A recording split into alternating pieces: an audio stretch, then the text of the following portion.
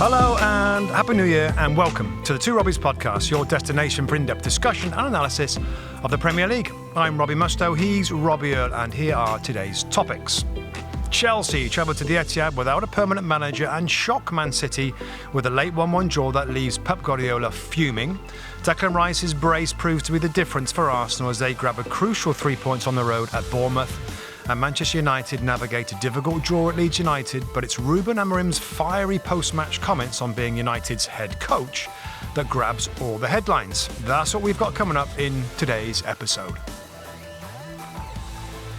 Well, Mustoe, I leave you in studio for 1 week and you upset Ruben Amorim and start him off, don't you? I mean, come on, leave Ruben alone. Let's start at the Etihad, mate. Manchester City, Chelsea was obviously in the spotlight for a number of reasons, not least the Enzo Maresco parting ways with Chelsea midweek. Callum McFarland, I believe the under-21 coach, was given the job of, what a tough job that is. Your first game in charge, you're going to Manchester City away, Pep Guardiola's Manchester City. But in fairness, just concentrating on the game, Rob, I actually thought 1-1 was a fairish result. I kind of looked at the first half and you kind of felt with City's football, a goal was coming and Reinders with a beautiful strike. But I'd have to say with a slight change of system and a little bit more front foot football from Chelsea, I thought an equalizer was coming and I wasn't that surprised when Enzo Fernandez pokes them back into on level terms. Yeah, difficult, isn't it? Callum McFarland, this under-21s coach, to come into a game like that. After the first half, Rob, I was pretty critical of Chelsea in the first half. Just thought they were very slow. I thought the game was slow, Rob. I thought it was an odd game. Game. Given the size of the two teams, given that was how kind of weird it's been for Chelsea over the last week and how big it was for Man City. It's a difficult game. They're in the title race. They don't want to drop any points. And I thought Chelsea were really flat, slow, defensive, reactive, deep in the first half. And City... Put any of that down on sort of a new man and inexperience, not quite knowing what was there. They were short of a couple of key people. No Caicedo, no Sanchez, no Cucurella, no Fofana. I kind of feel there's reasons. I thought they looked like they just wanted to set up a structure that wasn't going to give much away. They weren't going to get blown out of the game early. That's how it kind of felt to me. Yeah, I get that. I just thought City were in second gear in the first half. They get the goal. I think they're thinking, wow, this is easy. This is kind of comfy. They didn't go at Chelsea to put them away. Maybe I'm wrong. And maybe Chelsea, the structure helped them more than I thought. But my opinion was, wow, they look a little sluggish and a little slow. We talked about it in the studio, like, is the coach, the temporary coach, or maybe Reece James, and a few of them going to get a bit fired up for the game. And I thought they were better. Yeah, and going back to the main bit of credit I give Chelsea and McFarland, the young coach, was a change he made, Rob, to bring off Esteval and bring on Andre Santos to stiffen up midfield. So you got Santos alongside Reece James, which allows Enzo to go higher and and Cole Palmer. And we know that Enzo Fernandez does not he can do it, but he doesn't really want to be running back and filling defensive spots and stuff. So that was better. And they were better second half. Front foot, pressed Man City. And Man City, Rob, I thought the second half were so poor and disappointing. Again, it's good, interesting. It looks like you got a different take on it. But my take on it was come on, City. You're winning the game. They've had a bit of a rally up. Now start controlling the match like we know that you can with your football. Keep possession. Create some more chances because they look like they could. But they never could get hold of themselves, Rob. And I thought it was very disappointing, City. And Pep said afterwards he thought it was a fantastic performance from his team, which is one of those where you don't really mean that, but you're not going to give anything. He just never criticises his team through the media, which is fair enough. But what that also means is that he ain't really telling the truth because it wasn't a great performance from Manchester City. No. And they were always vulnerable, Rob, to that late goal. And fair play, Chelsea stayed in the game. Yeah. And Enzo popped up with the equaliser. Yeah, where I saw, I kind of felt as though City were comfortable and had domination from the first half. But into the second half, I thought they got a bit complacent, Rob. I thought they didn't smell like the City teams that have been great City teams go and get 2, 3, 4 goals on a day like today, and it's done and dusted. but I never felt like they kind of went into that mode or that gear. No.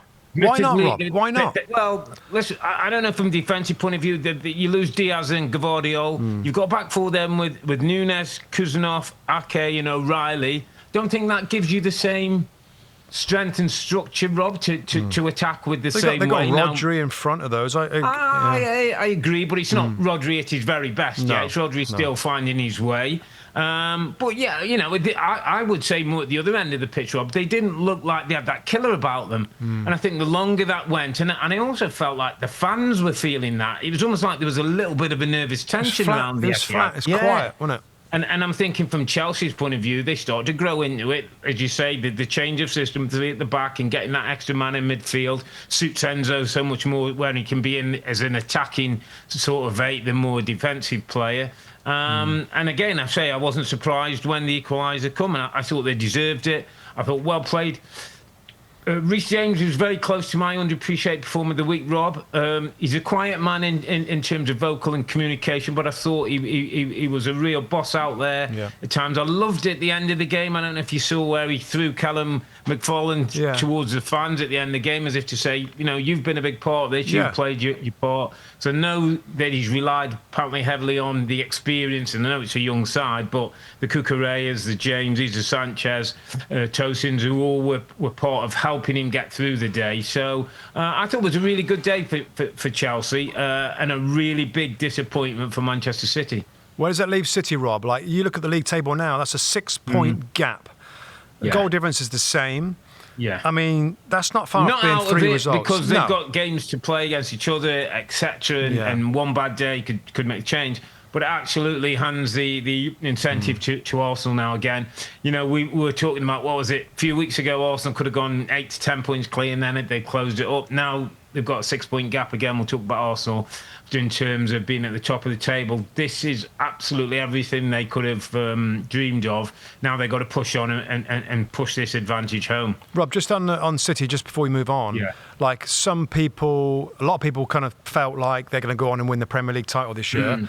I know I've had reservations about their defensive side of things. Does this change your kind of thoughts, Rob, longer term on them and what their weaknesses might be? We've seen them have a good run, by the way, and we said it on the poddy that they've had kind of winnable games over the last month or so. Harder games now.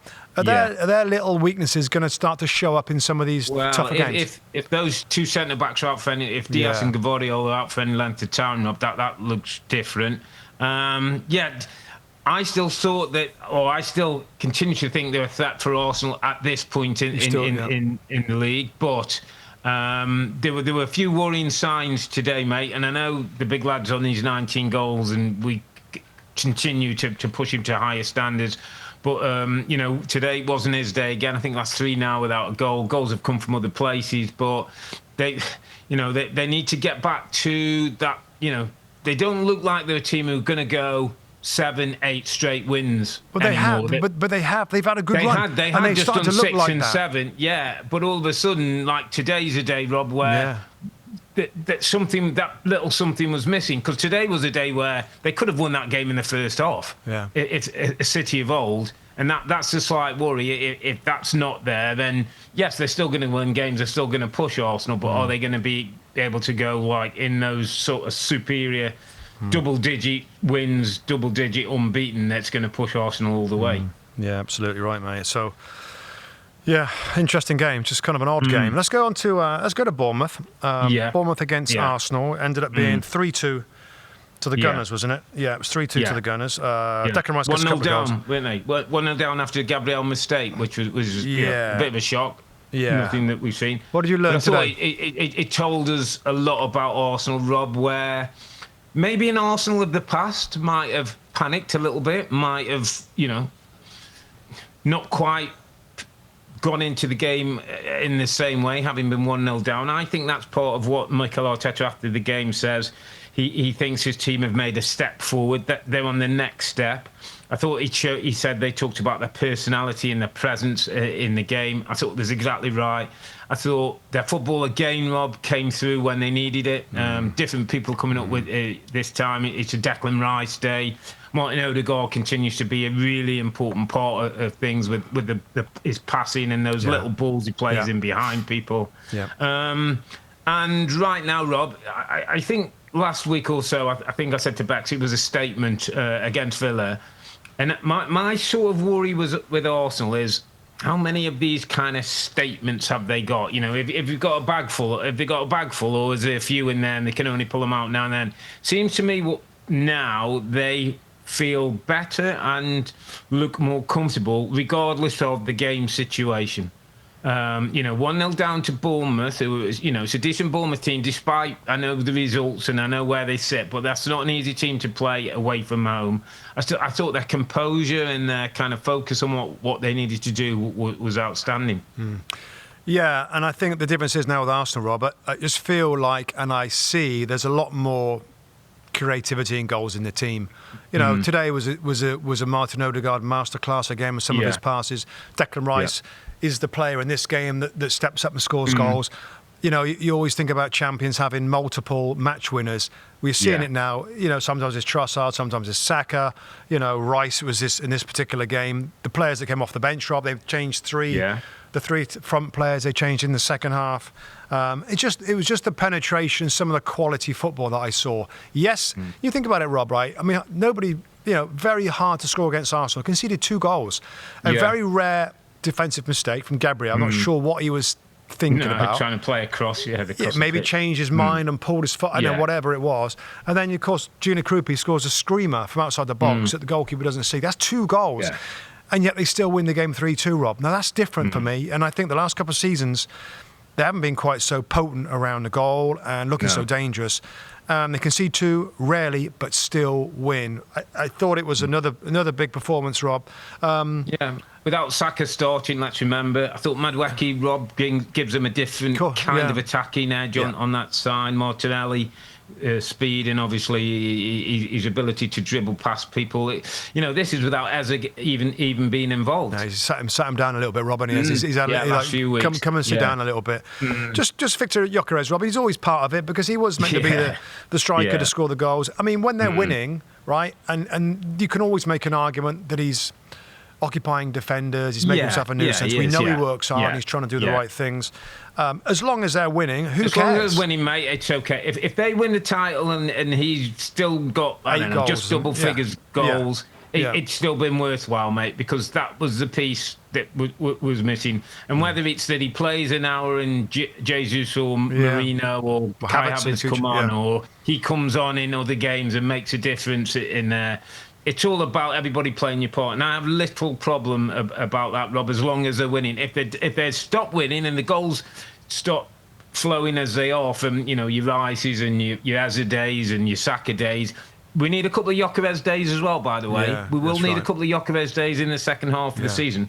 But I'm going to go to my underappreciated performer of the week, mate. And he's a man that you probably we've never really spoke of in terms of Arsenal. We've never really spoke of in terms of big name players, high profile, high transfer players coming into this league in the summer, and a lot of them struggling, Rob. And we can pick out.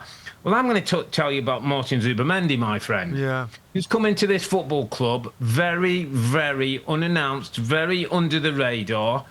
I saw a couple of brilliant quotes. I mean, I had him on my little list, as you know. We make a few notes as we watch a game. I'm thinking Zubimendi, mate, is the control freak that allows Declan Rice to be Declan Rice. It allows Odegaard to be Odegaard. That just gives that back two that's great, best centre-back pairing and thing. They've got a guy in front of him.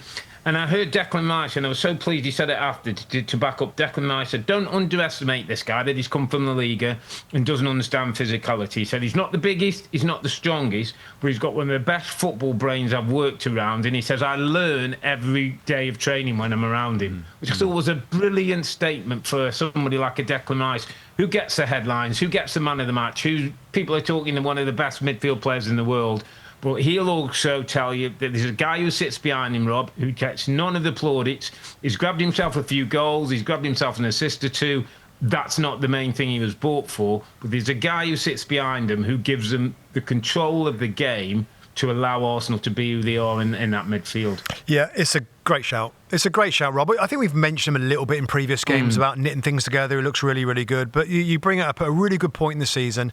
He does a great job, Rob. But what they do, Arsenal now, or often, those central defenders, they split deep in possession. Yeah. He drops in between the two of them and just knits it together all the time. He's always deep of the ball. So he's always that available pass back to keep things going.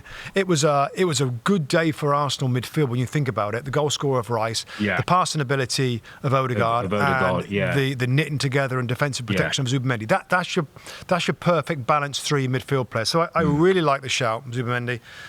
Really like it. And you're right. If all the players come into the league for big money, not that he was huge money, but he's been one of the best that's settled in very quickly. So, another good day for Arsenal. Good day for their midfield. Mikel Arteta, and given the Man City result, they now sit Robbie Earle 6 points clear after 20 games. There's been a bit of talk about the only thing that's going to beat them is themselves. Just one thought about their mentality, Rob, or their confidence level going into the second half. For some reason, Rob, I don't see it getting in the way so much now. I don't know why. There's a bit of belief that's changed. Yeah, it feels a bit different. The beliefs change. I think now you look around that dressing room and say, even with injuries, Rob, we're still pretty deep.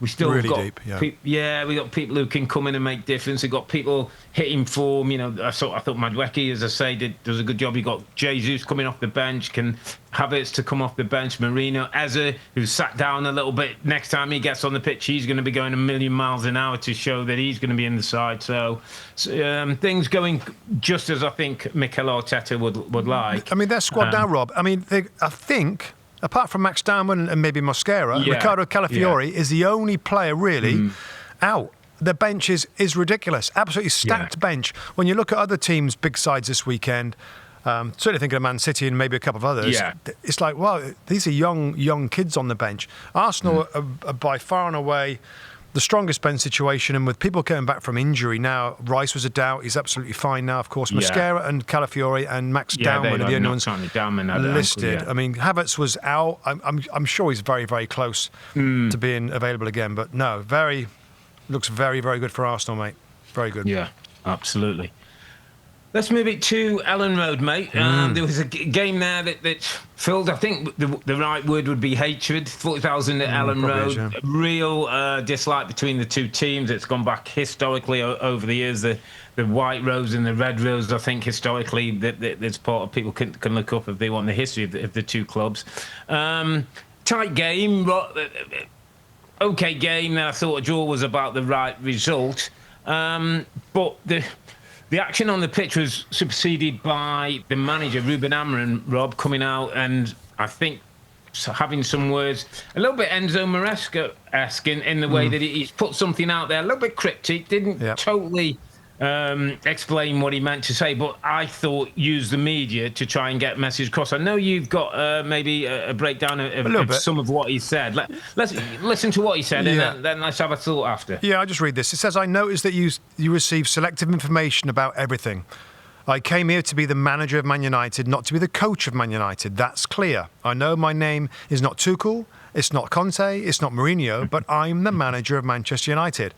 I came here to be the manager of Manchester United, not the head coach. That's going to finish in 18 months and then everyone is going to move on. That's the deal. That's my job. And then he kind of mentions here, if people cannot handle the Gary Nevilles and the critiques, you need to change the club. I'm not sure what to make of it, Rob. Like, he's saying that I've come here to be the manager of Manchester United. Not the coach, but I think his official title is his role as a head coach, isn't it? But what does he mean? Isn't that the role? But then he did say in the first part of that, but I'm the manager of Manchester United.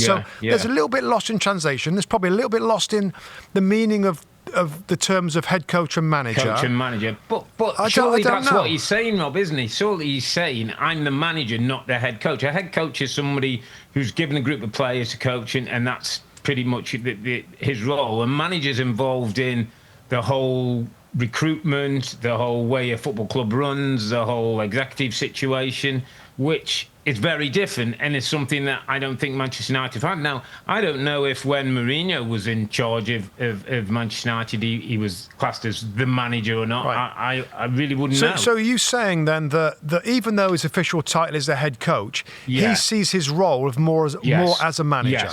Yes, he sees himself more involved in the day-to-day running and the decision-making of the club, not just the coaching of the players. He did say, Rob, as well, not in this quote I've got here, but he did talk about a sporting director. You know, he does his job, the recruitment, as if like everybody does their own job and I'm the manager. So I don't know if it's a having a go at the other part. He did say something like that, Rob, and because he finished that line off just to butt in, and he said, we've all got a role for 18 months, and then after then we'll all move on.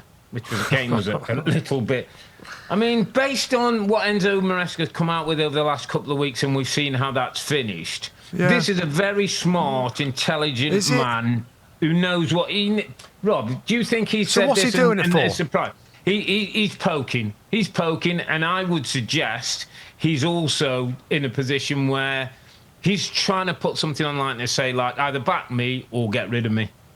Do you think that he's fearing... We're getting to that place. Because I know that, not long ago he sort of said again about, I want to play 4-3-3, almost like that's my thing, but I realise now that we're not going to have the budget, spend the money to get the players to make it the best 3-4-3 that I can produce, so I'm going to start making changes.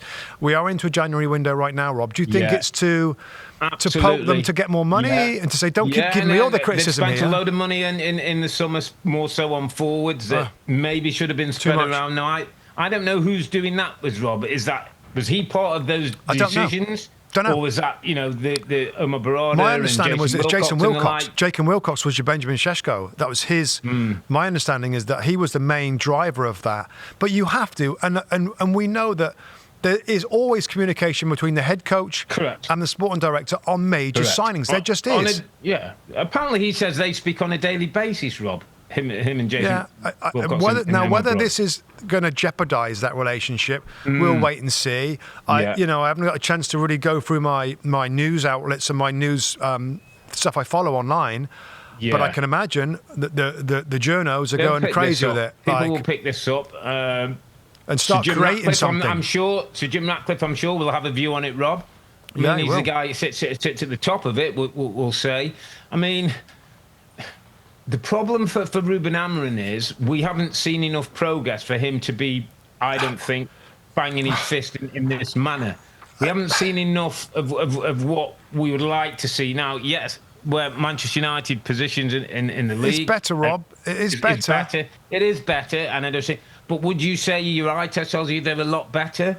And are they getting close to where they want to be? I'm not sure that...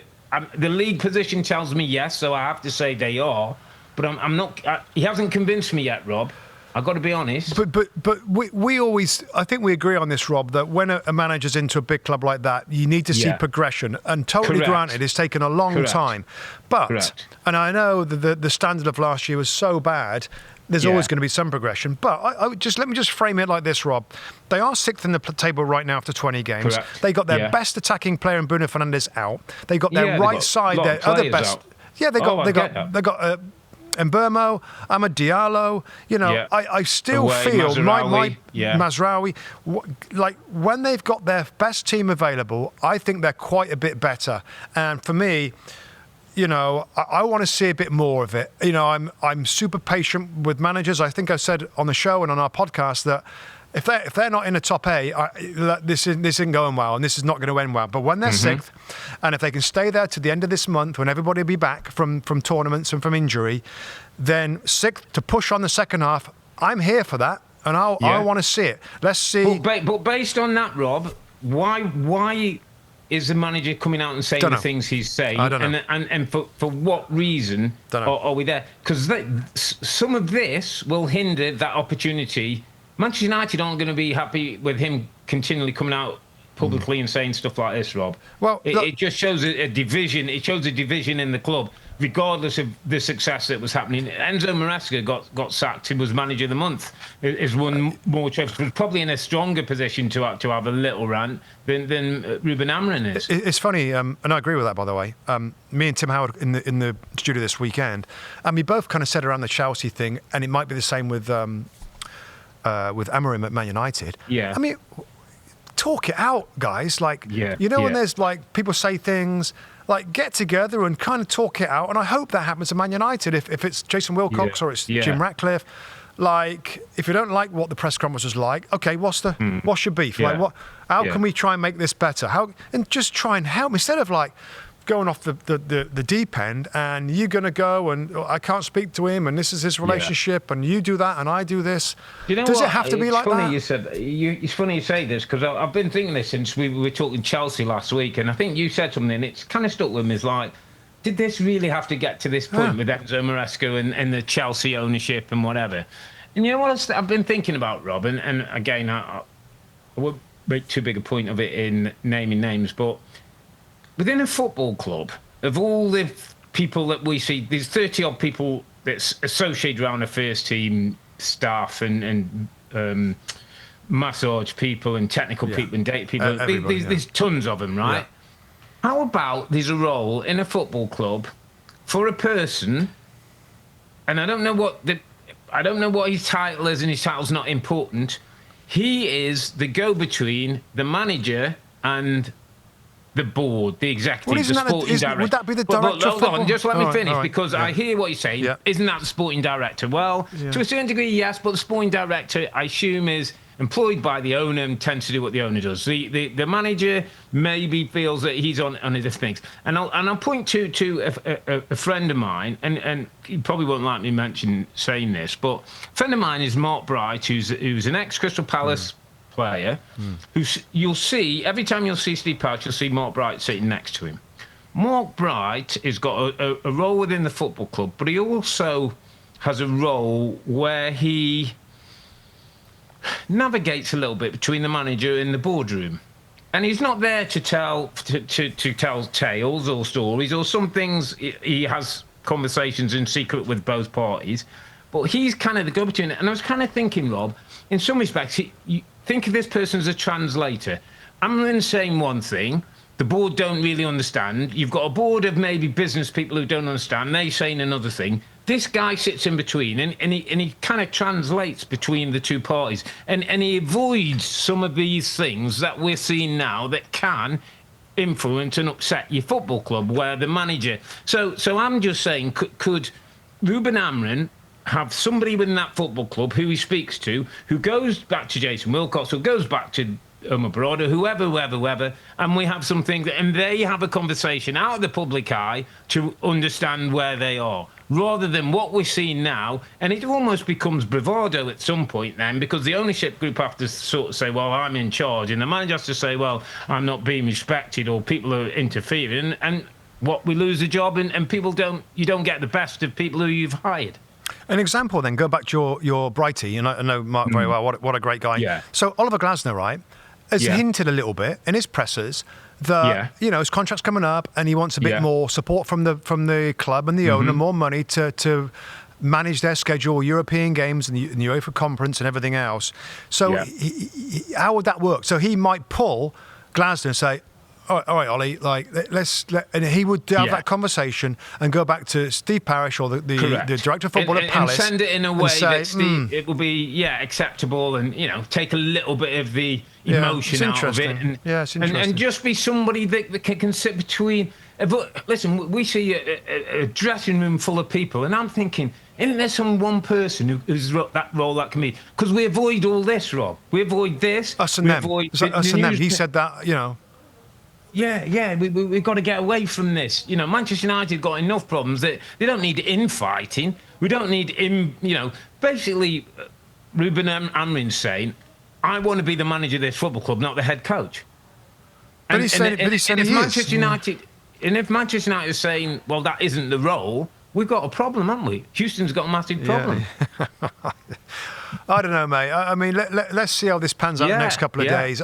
What we tend to see, and you're better at this than I am, is, I think, correct me if I'm wrong, like newspaper talk. Media talk, like it's midweek games. He'll be asked questions. He'll get flustered again. There's a pre-match. There's going to be a pre-match press conference, and now it's going to have more people in the room. Rob, it's going to have front page journalists. It's headline. It's created headline, and it creates that. It starts to to create a bit of he said this and what about this and what do you think to that and who's this, and it goes downhill pretty quickly. I know Rebecca on our show fears that that's the way we're going to go, and actually said on her show The Lowdown that we did on Sunday, and I kind of asked her it, like she thinks he might go by the end of January, given this is how it looks like it's going to go. Do you feel we're on the path of a Enzo Maresca, Rob, and an exit forthcoming? I don't think we're quite as that far gone yet, but listen, I kind of agree with Bex. It won't surprise me, Robert. That's where it ends up. Yeah. As you say, the next 2 or 3 weeks are going to be important. By the way, they play Burnley the weekend, then they got Manchester City and Arsenal. So a couple of bad results, Rob, and then the media sort of saying, "Oh, did you want more players by the end of the window?" If the end of the window comes and nothing's done, and one person's got a reason to blame the other, the reason why things aren't going well, and the reality. I mean, he said one line to a journalist like, "You're smart. You're kind of reading the room. You know that I'm not getting the money. I'm not getting back up there. I was there." Yeah. I mean, I don't think if you're an owner of a football club, Rob, I don't think you like to be that being put out there. No, I think it's a good point. Just I want to get a quick line on in both of these teams, Rob, and let's continue United. I want to get your take on this because I criticise them pretty heavily, and I don't know whether it's a little harsh. Benjamin Šeško, Rob, for $99 million, we just talked about it. I'm sure Amorim and Jason Wilcox had a say in this player. They'd already signed Cunha and Mbeumo, who I think most people realise these are tried and tested in the Premier League. They're going to be good signings. Šeško was more of a punt, more of a gamble. And for me, it just doesn't look good at all. That's a lot of money that could be used in different areas. Am I being too harsh on Benjamin Šeško, Rob? He's 22. I've waited like 20 games in, and I know he hasn't always been fit. Does he look the part? Is he going to be the guy? I think Rob again, and I'm just trying to give him a little bit more maybe room than you are. That it's at times been the system that's not been functioning well. So for a centre forward, it's not been great. They weren't creating a load of chances before. It's been a little bit better of late. But I agree with you. I've got to be honest, I don't see that much between Højlund and Šeško. No. I've got to be honest, mate. I don't see an awful lot between the two of them. And I thought, Højlund showed signs but couldn't do it consistently. Šeško shows little moments, but I'm not sure with this system. He looks like he's going to, get himself away. He doesn't look super quick, like he can play on the shoulders of people and run away from him, get his goals. So I'm a little concerned where and how the goals are going to come. But you're right. And listen, I thought today, by the way, Ugarte and Casemiro had a decent day today, Rob. I know they've got a bit of stick. I thought 2 midfield players in there. I thought they both got about their I thought United played all right. Man United played okay. I didn't think they played too bad. I thought Leeds particularly as well. I got to like Leeds at the moment, mate. I like what Daniel Farke's doing. Lovely little goal from Aronson. Good pace off the thing. Lovely smart finish. They had a go late on, chucked a few balls in the box and see if they could get a winner. But when you think, they're 8 points away from the bottom three now, Leeds, it's just at the right time of season. Maybe do a little bit of work in this window. Can maybe see themselves, finding a way to stay in the league come next May. I think they're continuing to look pretty strong, pretty solid. Eden Road's a difficult place to go. Goalkeeper, I thought, was at fault for the Cunha goal. But I want to chuck in my little underappreciated, Rob, and I don't know how you feel about this one. And you just mentioned him a second ago, Brendan Aronson. Now, US international, of course. I don't think he's loved, appreciated much for the national team. I'm not sure what his record is in terms of his numbers and appearances and stuff. All I see is a very busy midfield player that's got a tremendous engine, by the way. He runs all over the field. He tracks runners. He's busy in midfield. Not the strongest player, Rob, and I'm not saying he couldn't improve his strength and presence in midfield, but I see a guy that took his goal really well. He's got good pace. I hear a lot about Tyler Adams and Christian Pulisic and who's the guy? Oh, I can't think of his name now. McKennie? McKennie at Juventus and others. Juventus, the star players for the US team. Yeah. I know. Again, I don't know how popular it is in the national team, but if you're a Premier League midfield player and you're producing some end product, that's a couple of goals, 2 goals and 3 assists now, at this level, week in, week out, fit, playing good, you got to be around that first team for the US men going into the World Cup. I mean, you got to be right. Either you got to be real close to the starting 11 or first or second off the bench, given the level he's playing at. What do you think to Brendan Harrison, Rob? Because I've watched him very closely this season coming back into the Premier League. I quite like it. I wrote down an American version of Anthony Gordon when he was, that kind of young, kind of energetic, got a little bit of ability, got ability to get himself goals, get himself productivity. I think Rob, I watched him last week in his work off the ball's as important as his work on the ball. I think he's a responsible footballer. I think at times he got a little bit tarred with the Jesse Marsh and the American sort of coming in, and it kind of didn't look on him favourably. He was almost like a bit of a headless chicken. He runs around, but you don't know what his end product was. It was a really smart finish today. I think he's become an important part of the team for him. I think his energy and his industry. He's a two-way player, mate. He runs forward and he doesn't mind running back as well. In a day when we talk about you can't have passengers and you're a promoted team, I think it's a really good shout, mate. I think he I don't know how well I would have thought Pochettino would value somebody like that in the national team. But yeah, it's a really good shout for someone who never gets a mention, who never will get a mention when we talk about Leeds if they stay up. He gets more numbers, more goals, and people start talking a little bit more. He's done well, and he's keeping other people on the bench. By the way, absolutely right. All right, my friend, where are we going next? Shout. Yeah, thank you. Shout. We're going to some of the remaining results. Yeah, just have a look we're going around. to go to the cottage. We're going to go to Fulham 2, Liverpool 2. Harry Wilson, who was in my underappreciated team of the week, comes good after he got his award. He scores the first beautiful goal. Hint of offside. Florian Wirtz comes good with his second goal, Rob, where I've got to say, for the naked eye, looked offside. That brought it back to 1-1. Then Gakpo ends up kneeing a ball in, a lovely ball from Frimpong that wasn't well defended. And then Harrison Reed, Rob, in the 90 plus 7th minute of the game, hits a strike like probably he'll never hit again. It's a beautiful hit from 30 yards that beats Alisson all those up.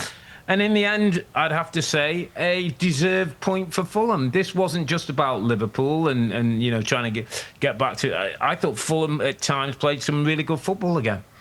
Yeah, I did. I thought they were better in the second half. I mean, Liverpool in the first half, Rob, my comments here, my notes are like 1,000 passes, 4 attempts at goal. Yeah. And they're getting a little bit like that. And I get it. Yeah. Again, this is always with the thought in that the manager, that period of conceding too many goals, was scared to death of that. And he plays those 4 midfield players as a tight midfield. I thought, so which means you're going to possess. You're going to have plenty of bodies in there to stop counter-attacks, but maybe you don't create too many chances. Let me throw you a question, Rob. I looked at the substitutions. Frimpong in the 76th minute and Federico Chiesa in the 85th minute. Yeah. Are they a little late? Is Arne Slot a little late in turning the dial up? And by the way, no Rio Ngamoa that looks very threatening when he comes on. Is he trying to win games? Or is he still on this safe... I want my midfield players out there. Is it? I mean, Chiesa 85th minute. I mean, that's not much time to make an impact in the game. No, but I would have thought, Rob, if you look at what he had out there, he maybe thought he had enough to get the job done. I mean, then Frimpong does put the ball in for Gakpo that gives them the 2-1. And all intents and purposes for me, Rob. It looked like it was done. And I've just... they're 2-1 up. Game should be over 90 plus 4 minutes, and then it was from a long throw-in. And I don't know if you saw from the long throw-in, because they've become so susceptible to set-piece goals. Liverpool basically get everybody inside the box, and there's nobody. I see. Yeah, they're so scared about it, and so Harrison Reed has 20 yards spare. There's nobody from the box to him to take the ball. And fair play to Fulham, Rob, because it looks like they're going to do the long one, and they end up having a 3v2 out in the wide area. Get it into Harrison Reed, and he hits an absolute incredible strike. Which, listen, he may never hit again, and you might say, well, I'd let him take that shot every time. But it's also just maybe a consequence of Liverpool being a little overcautious with those set pieces and just thinking we've got to get all those bodies back in the box to stop us conceding goals, and it went the other way. So I'm pleased for Fulham, pleased for Marco Silva. I think at times they get a bit of a hard rap. They don't get enough credit than they deserve. And I thought they deserved a point, as you say. Now, in terms of Liverpool, I suppose you're missing. Obviously, we've talked about two strikers. The two strikers who are missing. They're not creating an awful lot of chances, Rob, considering, like you say, the possession in their football, which I think is a bigger worry than maybe the personnel who are there. They're not. It's not like these loads of big chances that they're missing, and you're saying, "Oh, we just got to finish those off." That's a slightly bit worrying for me. Just Mo Salah. Just thinking about Mo Salah, Rob. I mean, you know, God, a lot went on before he left for the tournament, AFCON tournament. You know, I thought another example of Liverpool where the star quality's missing. They lack a little bit of kind of sparkle. Does Mo Salah, with his absence, Rob, does it kind of bring home a little bit that they could do with a little bit of something special on one of the wings and try and readjust with the balance of the team? You know, that's if he comes back, by the way. We're not sure if Mo's coming, then I would think, based on what we've seen and know now, that it will be, that it'd be a case where the team need him, and it might be a good situation. Come back straight in. They weren't going to go for the likes of Semenyo or somebody who possibly would be a fit on that kind of wide position who can score goals, but they are missing something, and Salah has been that something, Robert, for so many years that you know, you'd have to say that they could do with him back right now, and maybe, you know, Arne Slot's got to make sure he gets him on side when he's finished with AFCON. Let's move on to Aston Villa. Aston Villa 3, Nottingham Forest 1. Yeah.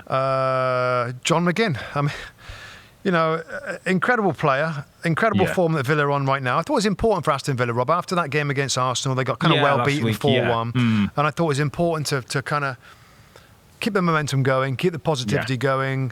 The manager made some change. I thought the team was a lot stronger than the team that played against Arsenal. You got McGinn back, you got Kamara back in midfield. Matty Cash was back at right back. Maatsen was preferred this time. Yeah, there was suspensions, weren't they? I thought they were a little bit open on the counter-attack at times to Nottingham Forest, but a comfortable victory, wasn't it? I mean, Ollie Watkins with a wonderful strike. It's amazing, Robin, how confidence affects these forwards. And, you know, as soon as he pulls his foot back and the ball comes off his foot, like, wow, it's going to fly in the back of the net, which it did. And Johnny McGinn, just a reliable, you know, I thought it was a mistake not to start him against Arsenal, Rob. He didn't start, did he come off the bench against the Gunners? because there's a lot of games, weren't there, and whether he felt maybe he didn't have the legs to play in there. But he's got great experience and, like, understanding of where to be. And as you say, he's like that. I don't know. He's a guy that brings a bit of spirit and rhythm. He's the Gabriel maybe of Aston Villa. I just feel when he's in the team, everybody sort of respects him, and, you know, he plays at a level. His numbers are always good.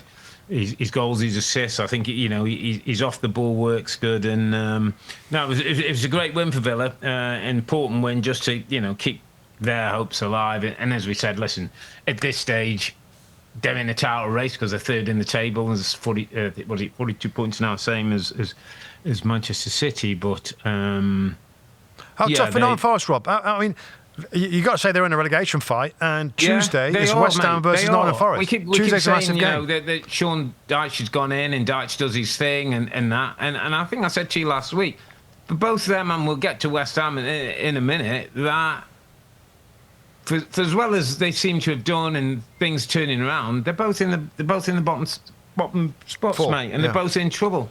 They're both in trouble at this stage of the season. Yeah, what a game that is on Tuesday, Rob, isn't it? Cool, 3 o'clock Eastern time on USA is West Ham versus Nottingham Forest. And again, it might not seem like a glamour tie, but I guarantee that huge, is some game. That's huge. Yeah, it really is for both of those football clubs. West Ham. Let's talk Tottenham 1, Sunderland 1. Tottenham get goals through Ben Davies, not a usual source of goals there. Then our friend Brian Robbie comes up with a lovely strike, mate, down the short off his left side. Smashed it. Lovely goal, by the way. Build-up goal's lovely. One-touch football. Sunderland continue to do Sunderland things, mate. That's a good point away from home at Tottenham. Another point in that fight to be safe by the end of January, you would think. We go Newcastle 2, Crystal Palace 2. Bruno Guimaraes 71 minutes and Malik Chow 78 minutes. The 2 goals for Newcastle United that were enough to get them past a Palace team that things just starting to go a little bit quiet for Palace at the moment. Yeah, they are a little bit, and I think I don't know whether we give enough love to Bruno Guimaraes, Rob, and Newcastle United, mate. Whether we, there's been a lot of talk about Sandro Tonali and how he's done in midfield, but Bruno's a pretty consistent player. Brings numbers, and he's bringing numbers and different types of goals. We know he's an emotional leader for the team. Super committed, isn't he? Yeah, really committed, loyal player, and maybe we should give him a little bit more love. Yeah, that's a good shout. Everton 2, Brentford 4. Your man. Surprise. A lot of our guys are showing up on our underappreciated team, my friend. A lot of the... Thiago, I've told you, he got the award came DHL, courtesy of DHL. He got the award. What's he do? He goes and gets a hat-trick. Yeah. It's quite the story, isn't it? I mean, he took his goals lovely, by the way. What a finisher he is. Absolutely. 14 goals now, mate. That's what is it, 5 behind Earle Haaland? I mean, it's incredible numbers. Yeah. And fair play to Brentford again. And I keep saying it, Rob. Keith they Andrews. get rid of these centre forwards and they unearth them, between him and Schade. Collins obviously coming up with a header on this time. I suppose the only silver lining for Everton is that his 2 strikers both got a goal. Beto with the header and Barry with a late header late on. That's a couple of goals for Barry now. At least he's getting his centre forwards getting goals, David Moyes, but I'm sure he's really disappointed with that 4-2 home defeat against Brentford. And a bit of credit to Keith Andrews, mate, as well, by the way. Absolutely. 7th in the table, Brentford, when many, including I, thought that they could be one of those teams that will be, down there and could be, if one of the promoted teams stayed up, could be one of those teams that goes down. He's done a brilliant job. Fair play to him. What we get, Rob, is more evidence every single season, right, of the difference of teams that recruit well and those that don't. Yeah. And West Ham United, sadly, haven't recruited well over the last few years, and is slowly coming back to haunt them. Yeah. Your Brightons, your Bournemouths, and your Brentfords recruit well. They have the data, these algorithms, these computer, this black box, whatever you want to call it, the data sets, particularly Brentford and Brighton. We know their owners are in that game of predicting results and all that based on stats, and they use that to recruit their players. I mean, it's the have data will use it and the have not. And maybe West the Ham old feels system. Like it's old, doesn't it? It feels like it's old. It's decrepit. They've bought some bad players. Yeah, they've bought some... But unfortunately for West Ham, they spent money, Rob. It isn't like they haven't spent the money. Yeah, but if you don't spend it wisely. Money, but not spent wisely and no sell-ons, lots of ageing players. And a 3-0 defeat to Wolves, Rob, is alarm bells, is absolutely alarm bells for Nuno. It's as poor as I've seen. Some of the defending, Rob, some of the commitment to challenges and try and win the ball was embarrassing. Yeah, it was embarrassing. Yeah, I mean, Mavropanos and Max Kilman, and I don't really want to, pull out people individually, but those two, I don't know. Every time I see West Ham playing, goals go in, I think they can do better for certain goals. I mean, just quickly on the last 2 games here: Wolves 3, West Ham 0, and Nuno afterwards, Rob said, "I'm embarrassed. I'm ashamed. I'm sorry." Lots of apologies, and I think he's shocked when you see him on the sideline. Yeah, he doesn't. They don't go for another manager, Rob, do they? I feel like they're going to commit to him in the market. They wouldn't fire another manager, would they, West Ham? If they go and lose at Forest, mate, and there's a couple of things, I think they could. I think it's that kind of club. I think he hasn't done... I think I read some stats, Rob, where I think he's only won 2 games or something since he's been there. I mean, his record's so poor defensively. They're all over, which we thought was a Nuno's strength. He knows how to build defensive teams. Look at the Forest team he had. One of the best defences in the league with counter-attack. The players just don't look like they're playing. They're able to. They're able to do what they want. Defensively, they're all over the place.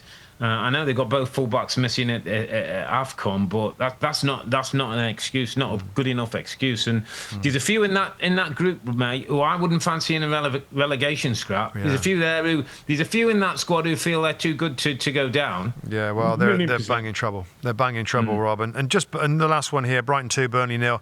Brighton continue to fly under the radar. We don't talk about much on a podcast, Rob, because they're rarely in trouble. They're rarely like Fulham and that. A little bit. And credit. It's not. Yeah, and it's not for lack of respect or whatever, because we have mentioned them a fair bit about how they do things, but they pull out a victory. Ruter, Yassin Ayari, midfield pair that I particularly like. He takes his goal really nicely from a difficult angle. Burnley, my old mucker, Scott Parker, played midfield with Scott Parker at Charlton Athletic. Loved him to bits. Brilliant player, by the way, and a great guy. 12 points, Robbie Earle, 6 points away from the safe spot, which is Nottingham Forest on 18. Yeah. Are they looking like... I mean, they're still in touch, but they need 6 points. Still in touch, and I think Rob coming up with that defensive record that they had last season. What was it? 16 goals conceded, 30 clean sheets, and all. Everybody thought, is that what's they're going to bring to the Premier League? It obviously wasn't. Obviously, the standard of football, the quality of forwards is much better. And I've got to say, Rob, and I'm a big Scott Parker fan as well. I like him personally as well as professionally, but Premier League is proven to be a really tough place for him to stop the rot. We've seen it a couple of times now, and I just don't know if there's, to continue to do what he's doing, thinking that's going to get you out of trouble. And he might argue, well, I don't know what else I can do, but I just don't feel as though they're giving themselves the best chance to stay in the league. I look at the other teams, Rob, that are promoted, Leeds United and Sunderland, and I looked at the Leeds team for the game against Manchester United. 8 of the 11 are new. It's like a new team. Yeah, you've got and Burnley have done a little similar. So all 3 promoted teams have tried. They've spent a lot of money on many players, and it looks like Sunderland and Leeds have done a pretty good job of it, and Burnley less so. Unless it's the manager, unless it's the head coach that.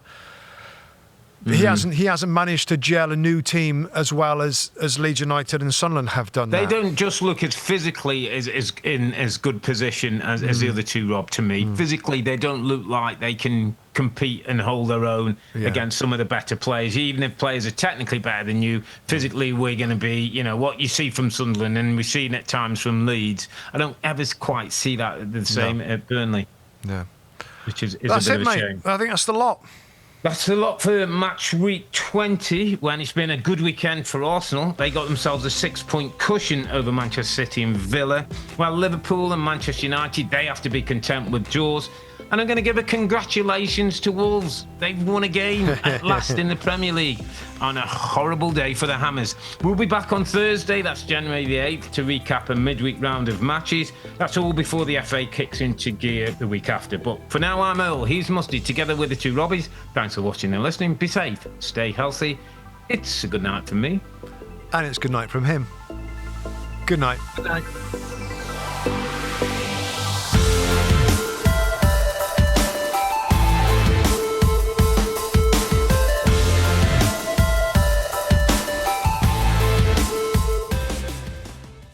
Hi there, I'm Rebecca Lowe, studio host of NBC's coverage of the Premier League. Don't forget to hit subscribe to watch more videos all season long. And for even more Premier League content, from original series to live matches, head over to Peacock.